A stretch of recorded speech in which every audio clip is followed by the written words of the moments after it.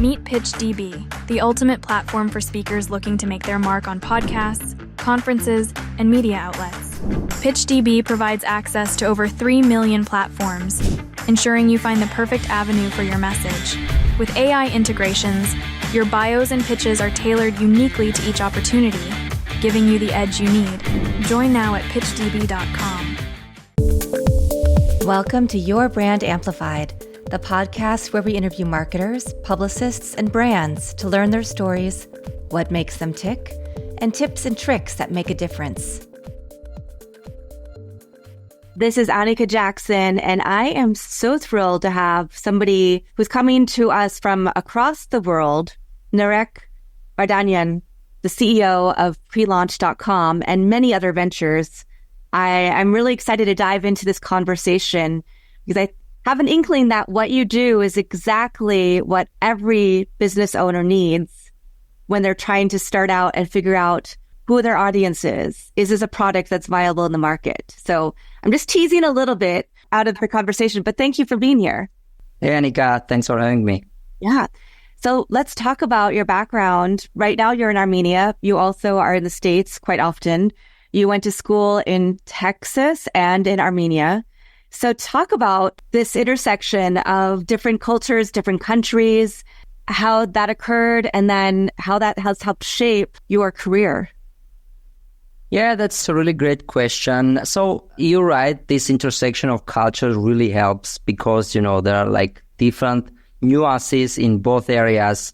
Armenia is a small country, but with a rich history and a very diverse network. So we love to help each other when we're around. We have a really big diaspora, so really helpful, really supportive. So it's really helpful. I would say that both cultures impacted a lot to what I'm now. Yeah. Did you come to the States originally for university? I come to States pretty often, mostly for business, I would say. So it's all started with the business trips, then different conferences, then expos, then learning, universities, etc. But the first, it started with the business trips. Ah, okay.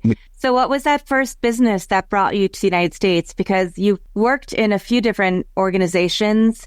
You've worked in nonprofit, but most of your work has been in business, product development, iteration.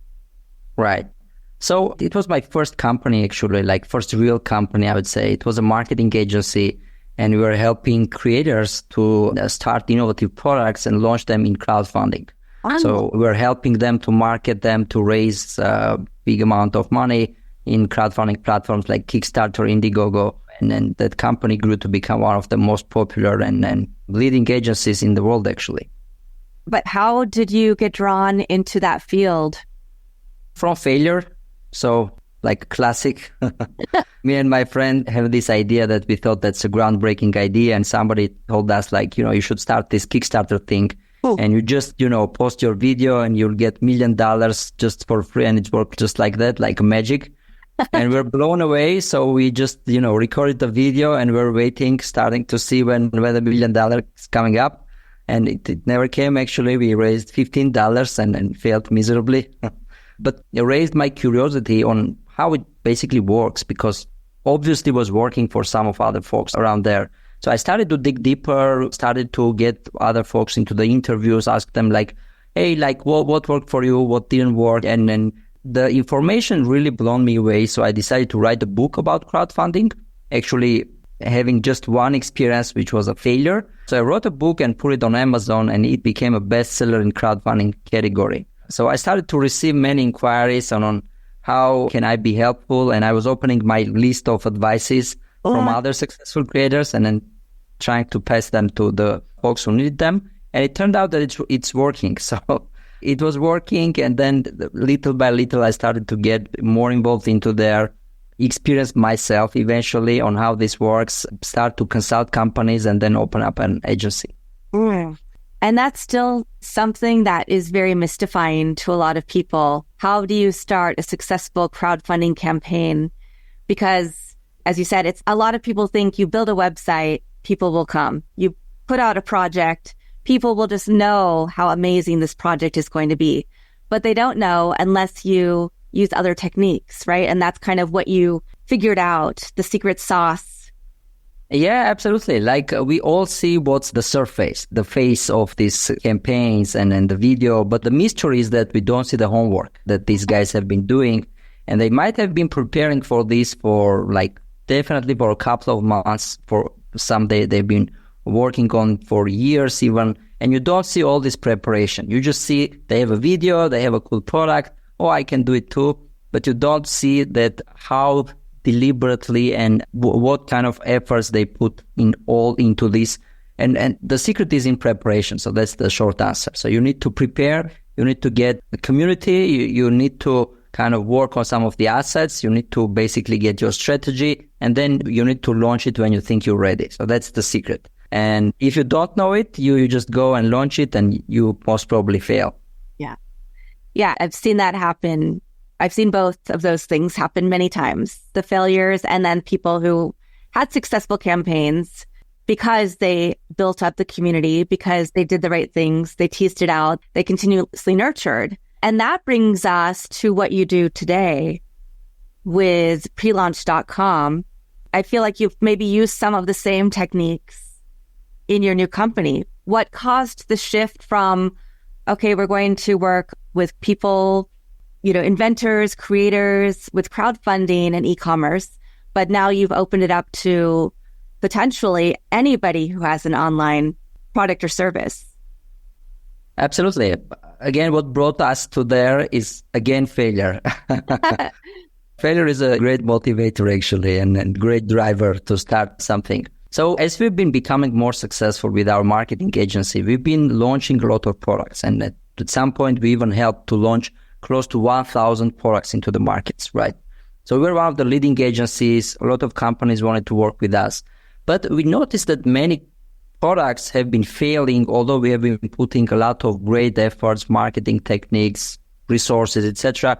No matter what, they were failing.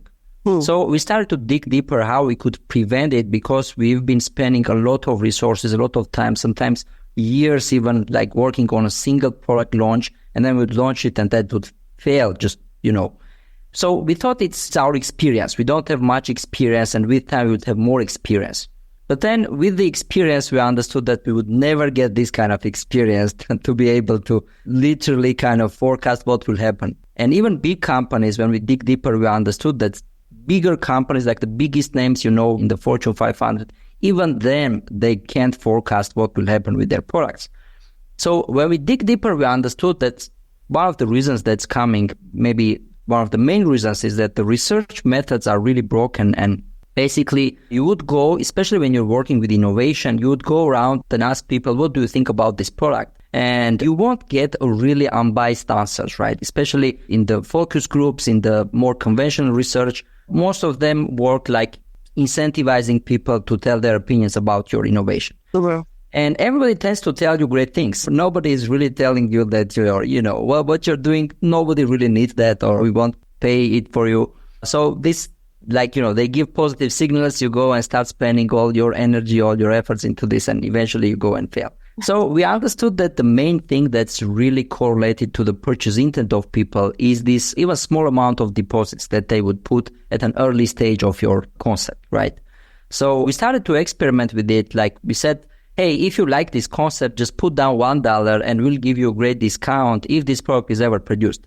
If this product is not produced, we'll give you your $1, so you're not losing anything.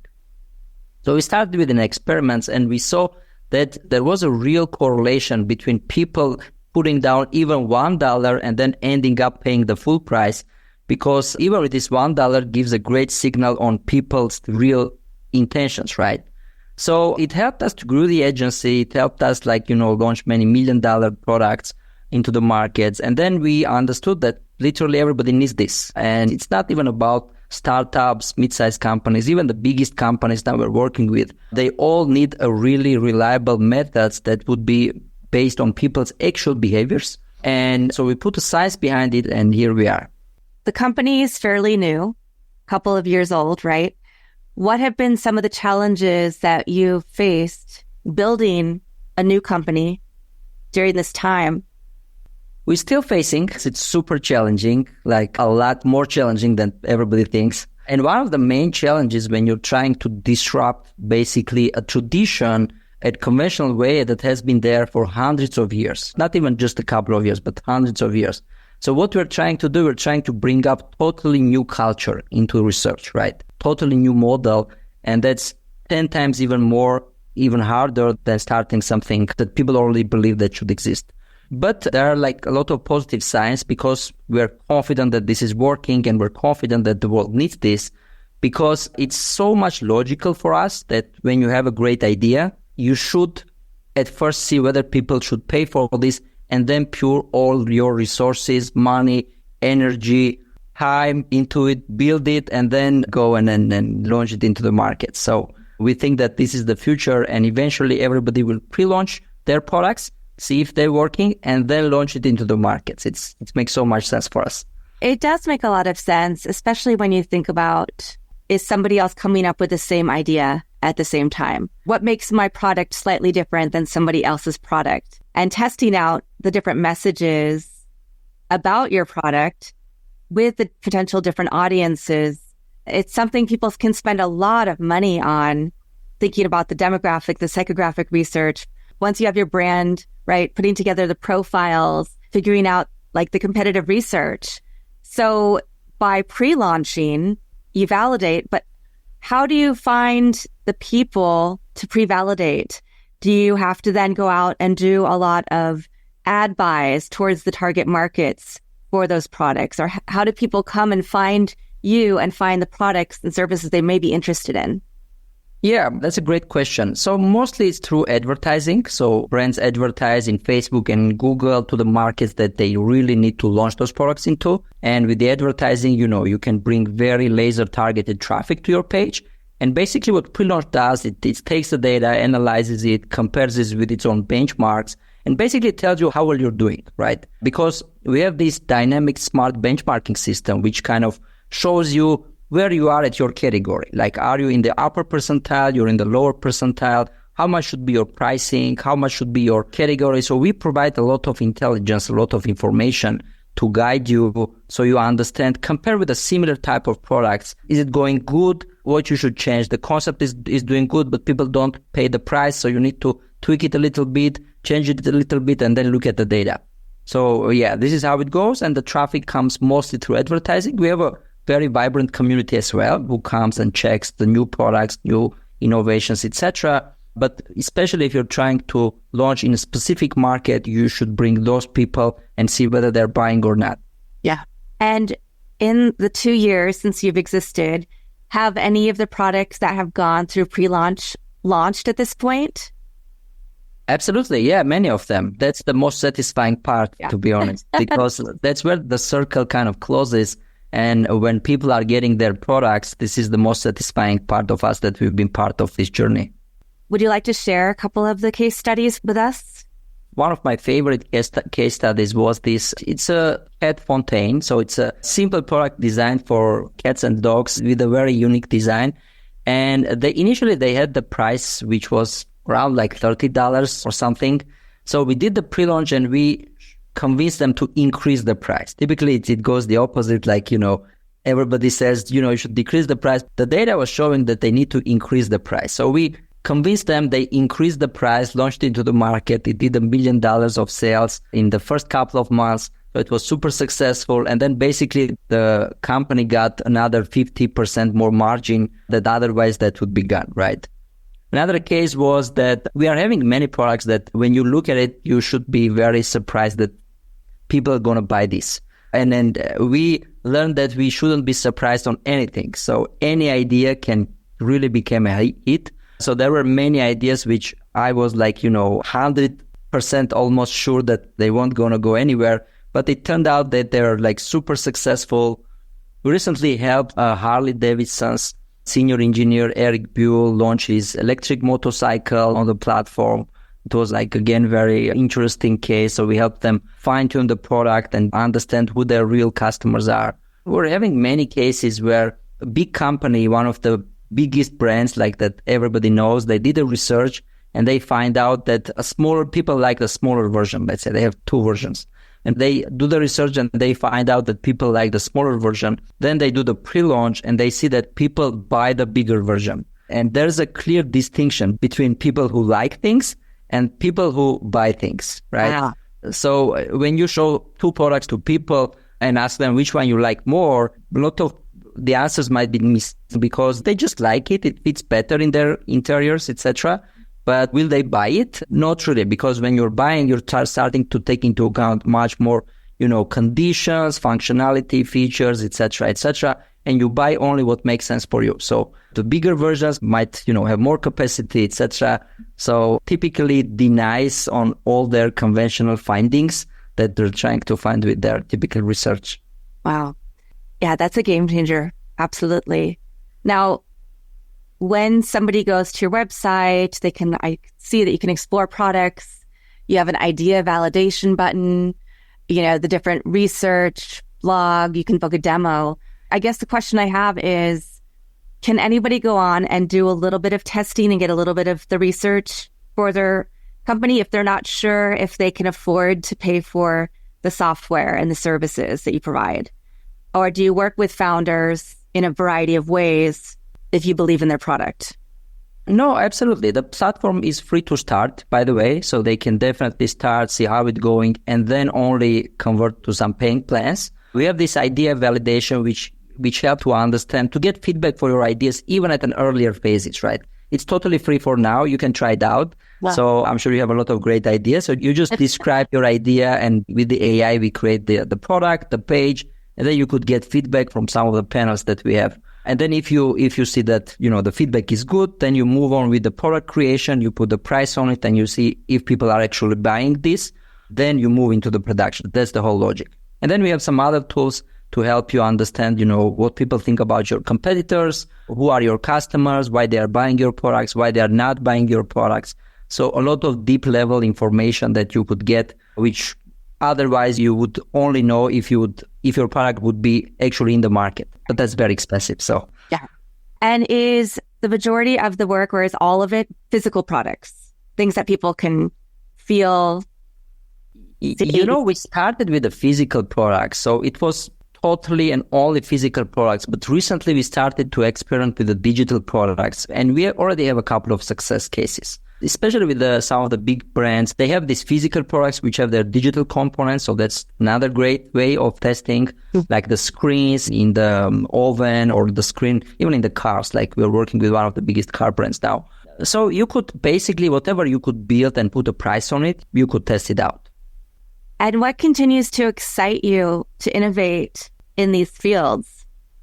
Our mission is to bring more meaningful creativity to life. So we think that, by these tools and this means we create an environment where really everybody can become a creator, because we believe that there are a lot of innovative people around us, and some of them don't have the tools, some of them don't have the finances, don't have the network, the knowledge, the skills, etc., etc. But they're creative people, and they might have groundbreaking innovations. So our goal is to ease their job and create an infrastructure, an environment where these innovations thrive. So it happened, one of my closest friends, like I knew him from my childhood, but I didn't know that the guy is so creative that even I was not believing him, right? So I was not giving him a chance. But because I was not taking him seriously, he was working in banking sector, totally in our sector, never did production, etc. And then he tried pre-launch with his idea, and turned out that people really like it. And then he's in the process now to produce it, launch it to the e-commerce, and the chances that he will succeed is really high. So I'm really happy for all these stories. Yeah.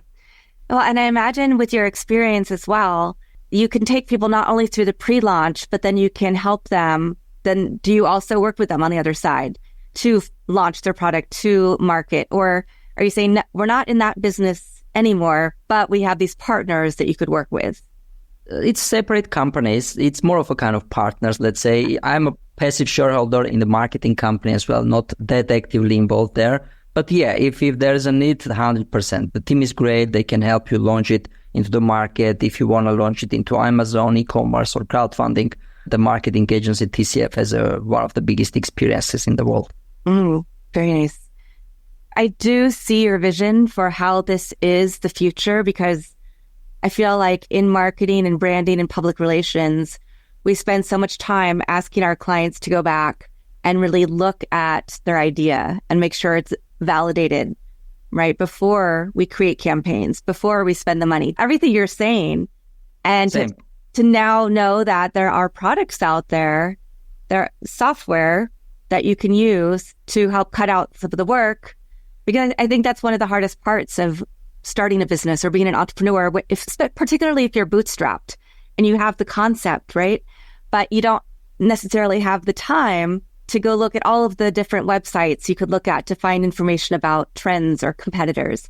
And even having that information is not going to help you test on price or some of these other factors or color. I thought it was even something that you can test on. 100%. And, sometimes it might be a small nuanced thing. You might have everything right, but even a small thing might kill your product, like the price, for example, right? You might have a really, really great idea, great concept, great marketing. You might not have a great price or even business model. So you might, instead of subscription, you might put a fixed price or vice versa. So all these details matter. And the only thing to really make sure is the data, to look at the data and see every single component that you have hypothesis about makes sense with the potential customers, right? And as it's based on the real purchase intent of people, you really measure their behavior. You don't measure their opinions. You only ask them why you did this only after they kind of committed to buy this, right? So this helps you to not only validate the product itself, but also validate the customers as well. So you understand who are your customers. You invite them, we call it the co-creation. So you invite them to co-create this product with you because you're sure that, whatever information they will give you has so much credibility because these are the right people who are going to buy your product. So all this helps you to make data-driven decisions at every phase and really increase your chances of success. Yeah, fantastic. Well, what does life look like for you today, and what do you envision it looking like in 2 or 3 years? Yeah, I think I would be really satisfied if I would help many innovations come to life. And the innovation is not just kind of for the sake of innovation. It should really be meaningful. It should change people's life. And I'm thinking myself as an accelerator and then kind of a driver for it. So this is what helps me to wake up in the morning and go and then put all this effort into here to bring something to life, because I truly believe that the tools like pre-launch can accelerate the innovation, can bring more people into field who may be game changers, the next, Steve Jobs or Elon Musk's. And for some reason, they might be just hidden gems. Yeah, fantastic.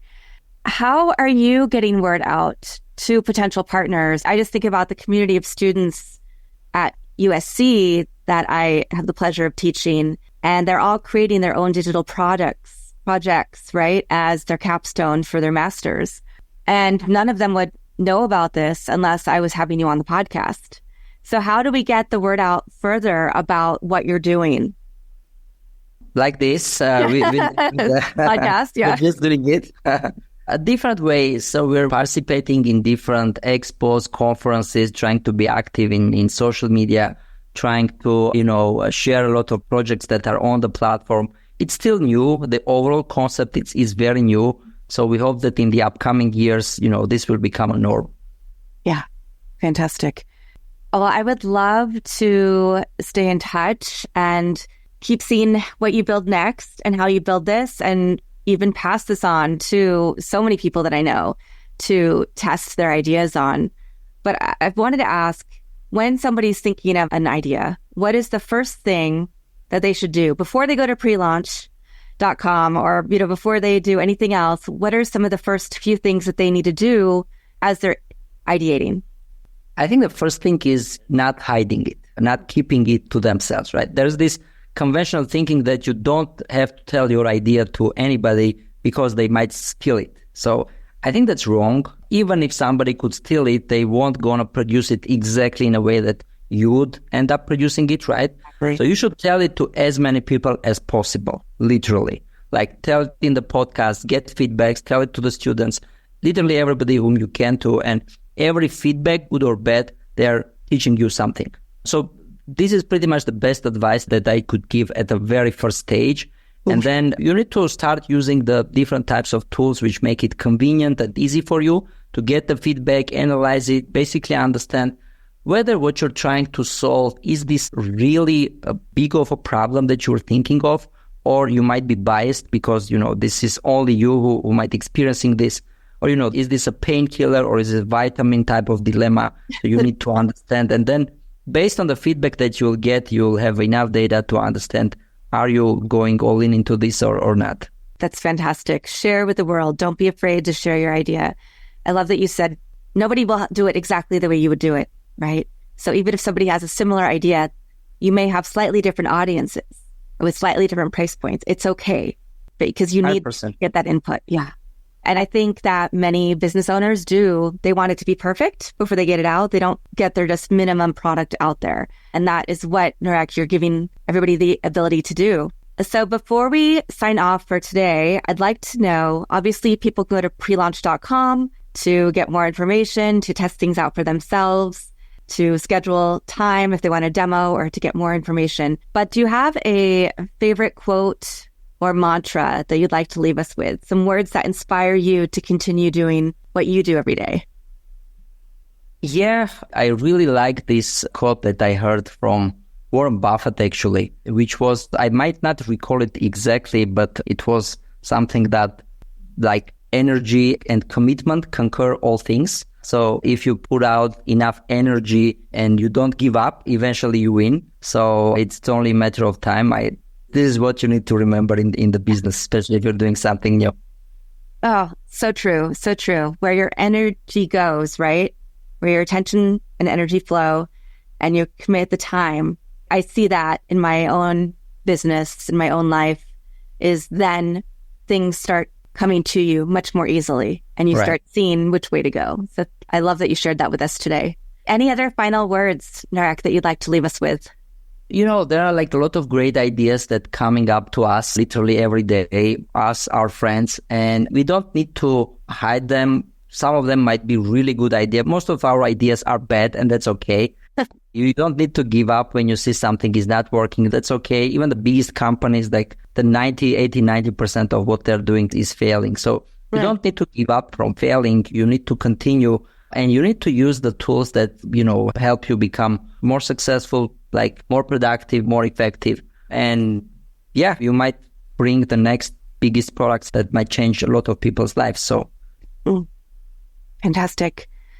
Well, I appreciate you being here so much. I know the time difference, it's just daylight outside for me and it's pure nighttime for you. So thank you for being here with all of that and for sharing your wisdom with us and great ways for people to think about how they can launch their next product, but get the market research, make sure that it's really viable and launch it successfully instead of having to spend all that money ahead of time, launch something and then see it fail, or possibly have success, but not know without all of that amazing research behind it. So Narek Vardanyan, CEO of prelaunch.com, thank you so much for being here. And I am Annika Jackson, host, and I will be back again with another amazing guest expert to share their advice on how to make your business even better.